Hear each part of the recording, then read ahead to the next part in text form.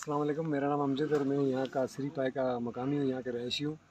यहाँ एक tourism point है जो श्री पाए के नाम से कहलाता है, लेकिन लास्ट जो असल नाम है वो श्री पाए नहीं है, सरी पाया है। क्योंकि सरी जो है इनको ज़ुबान में सर झील को बोला जाता है, इसलिए छोटी सी झील है यहाँ पे, तो इसलिए सर के बजाय लोगों ने सरी बोल दिया है। तो मेरी लोगों से गुजारिश है कि ये जो हमारा जो रास्ता है, जो ट्रैक है, ये ख़तरनाक ज़रूर है, मगर जगह जो हमारी है ये बहुत अच्छी जगह है। इसको कोशिश करें कि हर बंदा पाकिस्तानी शहरी देखने के लिए आए। ठीक है, हमारे यहाँ जो है पहले शुरू में जो है फॉरनर लोग ज़्यादा आते थे। अब अगर हमारे यहाँ को फॉरनर आता है तो उसके आगे पीछे दो गनर घूमते हैं, जो कि हमारा दुनिया में इमेज बहुत डाउन होता है। ठीक है, ये हमारे भाई जो खुशाब से हैं, जिनके चैनल है भाई सब खुशाब, इनके शुक्रगुजार हैं, जो हमारे यहाँ इस टूरिज़म पॉइंट को प्रमोट करने के लिए हमारे साथ इन्होंने इतना तान किया।